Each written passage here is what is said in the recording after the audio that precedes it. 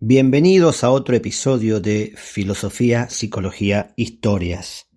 Hoy vamos a hablar de Tycho Brahe, astrónomo nacido en el año 1546 en la provincia danesa de Escania, en un extremo meridional de la actual Suecia.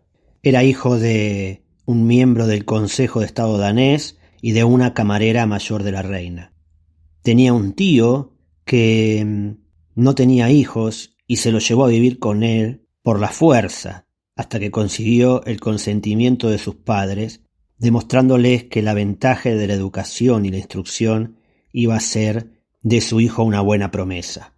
A los 13 años ingresó en la universidad en Copenhague y en ese entonces ya se sintió atraído por la astronomía. Y esto sucedió porque un profesor habló de un eclipse de sol que se aproximaba y cuando eso sucedió quedó maravillado porque quería decir que la astronomía podía predecir el futuro, que el universo estaba matemáticamente ensamblado y si uno conocía las leyes matemáticas podía conocer lo que iba a suceder, podía leer en el porvenir.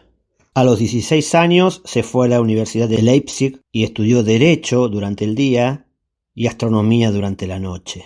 Se gastó toda su pensión en instrumentos astronómicos y cuando falleció su tío heredó una fortuna.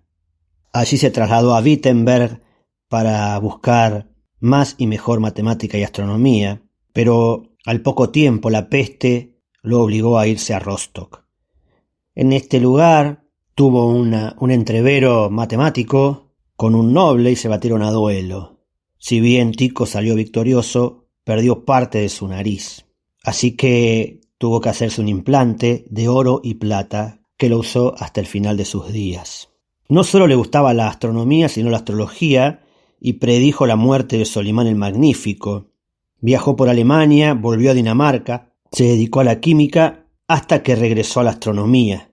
Allí fue cuando descubrió una nueva estrella en la constelación de Casiopea en el 1572, a la cual bautizó la Nova Stella.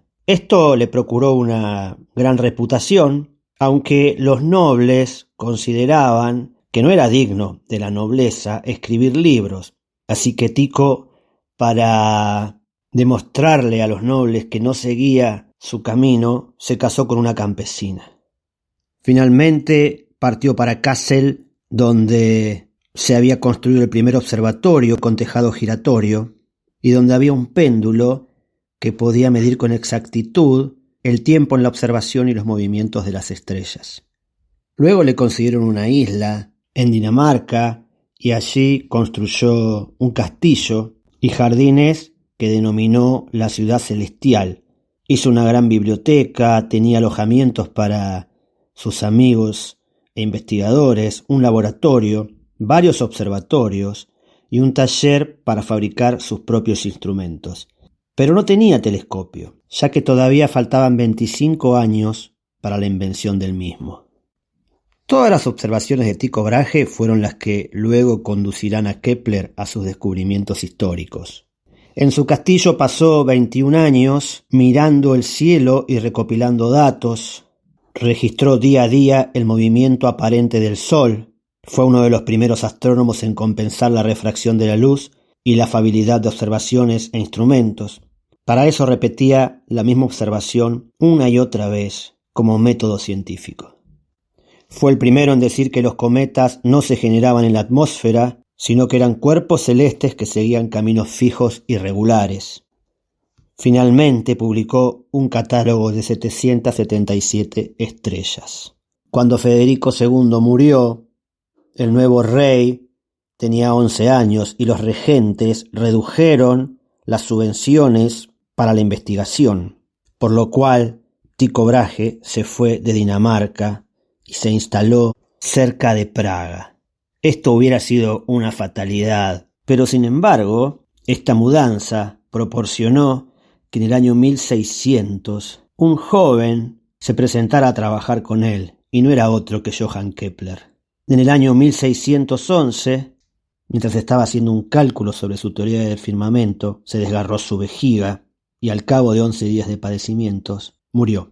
Sin embargo, a causa de su vida, una nueva concepción del universo estaba produciéndose. Ya el mundo no volvería a ser como antes.